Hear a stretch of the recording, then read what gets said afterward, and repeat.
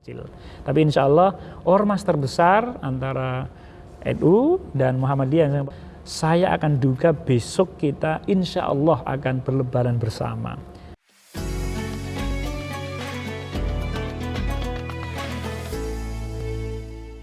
Nah, kemarin kan kita pas kesini kan pas ketika Ru'yatul Hilal yang untuk penentuan awal Ramadan. Yeah. Nah, sebentar lagi kita juga akan menentukan 1 Syawal. Nah, itu perbedaannya seperti apa sih, Pak Syifa? Gini, jadi memang lah ini kita sudah akan memasuki salah satu fungsi gabungan antara sosial dan akademik ya. Ketika proses Ru'yatul Hilal itu adalah ada 2 fungsi yang kita jalankan, yaitu fungsi menjalankan sosial kita untuk bagian dari kita memberikan kontribusi kepada masyarakat Islam di Indonesia secara khusus dan dunia pada umumnya. Kita ingin memperlihatkan bahwa perintah agama itu kan jelas, sumu li ru'yatihi wa aftiru li ru'yatihi. Kita diminta untuk kalau mau puasa atau mau berhari raya lihat dulu dong hilalnya ya, bukan hilmannya ya.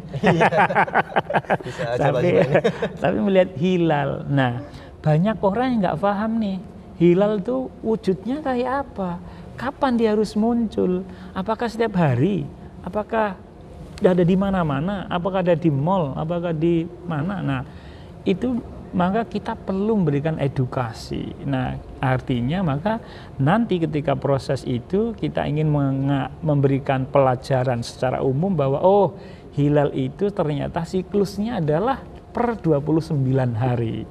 Mestinya tepatnya 29,5 ya, 29,53. Jadi hilal itu akan mulai ada kembali setelah proses namanya ijtima. Jadi di hilal itu adalah fase termuda setelah ijtima atau setelah ketemunya matahari dengan bulan. Nah, maka itulah yang nanti kita hilal. Ada di mana? Nah, nanti kita akan lihat. Ada di sebelah mana, ketingginya berapa lama. Itu nanti kita akan lihat dengan proses namanya Ru'yatul Hilal, dan kita akan menjalankan fungsi itu nanti ketika Ru'yatul Hilal. Kita akan besok di tanggal 1 Mei insya Allah kita akan melakukan itu, dan nanti kita akan gunakan kemampuan seluruh SDM kita ini bagian untuk bukan bisnis yang kita tampilkan, kan nggak mungkin dan ru'yah bayar dulu, nggak boleh.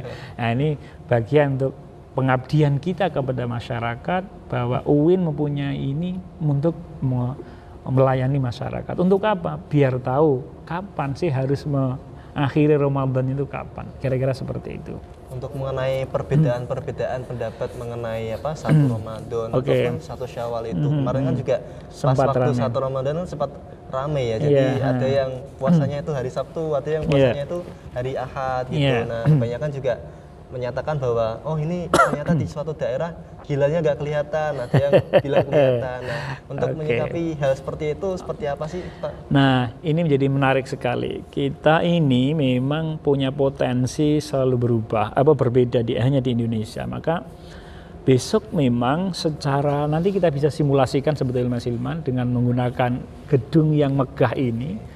Bisa kita simulasikan, walaupun belum saatnya tapi kita bisa simulasikan. Nah, kita punya seakan-akan mempunyai kekuatan luar biasa oleh Tuhan. Sekali lagi jangan salah ya, nanti kemarin saya dibully banyak orang nih.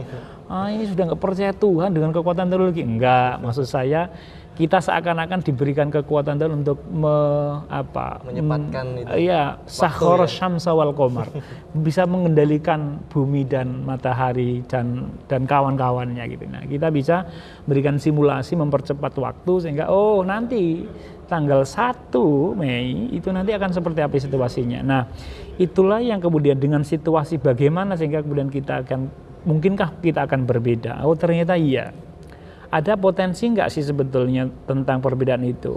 Mungkin ada, potensinya akan ada sih, potensinya akan selalu ada, terutama bagi teman-teman saudara-saudara kita yang menggunakan model hisab yang urfi misalnya ya, bukan teman-teman yang menggunakan hisab yang hakiki, misalnya kayak Abugi komunitas di Banyumas, kemudian ada beberapa tempat di beberapa kawan yang lain yang mungkin akan mengawali dulu lebih dahulu ya. Nah, tetapi prinsipnya memang kita besok akan mempunyai potensi berubah ya.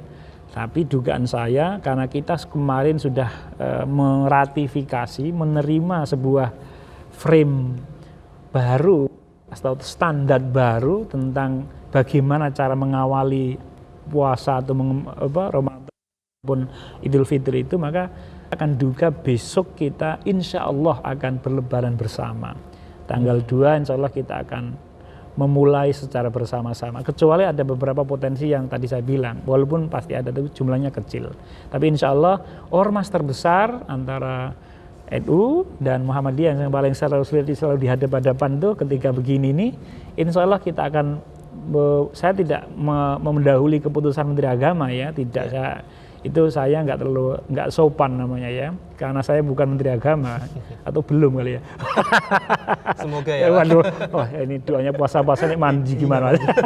Nah, saya tidak mau mendahului itu, tetapi dominan bersama-sama. Itu berdasarkan hitungan namanya ru'yah atau hisab kalau yang itu. Nah, gimana kok bisa sama, Mas? Yang pertama, secara saya menerangkan dari sisi hisab. Menurut hisab, memang kita di Indonesia ini besok di Syawal itu posisi hilal sudah positif, sudah di atas ufuk, di atas horizon, dan ketinggiannya sudah sangat tinggi. Bahkan di Aceh yang paling barat, di Aceh itu ketinggian hilal sudah melebihi dari 5 derajat. 5 derajat itu sudah cukup tinggi ya, sudah cukup tinggi, dan potensi terlihatnya sangat tinggi, sangat tinggi. Yang kedua, dari parameter yang kedua yaitu elongasi. Elongasi itu seberapa jaraknya antara matahari sama bulan ya. Karena itu menentukan bentuk hilalnya semakin tebal apa enggak. Jadi nanti kita lihat nih, hilal itu bentuknya apa? Selalu bunder terus atau seperti apa. Nah, hilal itu mak celirit, maka dulu orang sering menggambarkan dengan alis alis ini ya. Kayak apalagi yang habis dikerok itu, yang cewek-cewek itu kan tipis sama celirit ngono. Nah, kira-kira kayak gitu. Apalagi yang alisnya diganti itu. Wah, diganti ya. Itu gak ada. Atau mungkin jangan-jangan ada jadi fashion baru nih, hilal tempel di sini.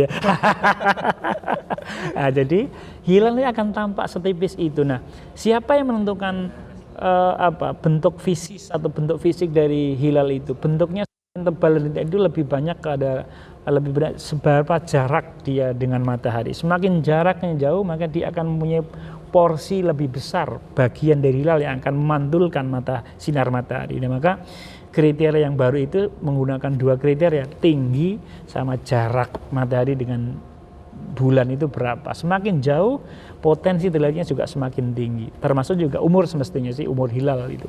Tapi yang disepakati kemarin adalah itu. Nah, dengan menggunakan kriteria imkan ru'ya yang baru kemarin, insya Allah di Indonesia sudah memenuhi kriteria itu. Ibarat boleh dibilang kriterianya sudah masuk nih. Nah, jadi kita boleh mengawali hari raya kalau gimana sih? Itu kan pertanyaan sederhananya. Kalau gimana sih? Hilalnya gimana? Hilalnya sudah memenuhi kriteria, tingginya masuk lebih dari 3, kemudian jaraknya lebih dari 6,4. Itu kriteria Mabim yang baru yang kemarin diterima oleh NU kita sendiri maupun diterima oleh menteri-menteri agama di Mabim, Menteri Agama Indonesia, Malaysia, Brunei dan Singapura. Itu sudah menerima itu. Dengan berdasarkan kriteria itu, maka kalau toh nanti berhasil, maka sama. Kalau nggak berhasil ru'yahnya, maka mungkin juga bisa ditetapkan dengan menggunakan frame itu, dasar itu, maka kita juga bisa mengawali bersama-sama dengan teman-teman yang menggunakan hisab itu. Jadi insya Allah potensinya mungkin ada tapi sangat kecil, nggak banyak, nggak dominan. Insya Allah kita akan mengawali hari raya besok itu insya Allah akan bersama. Semoga demikian. Gitu.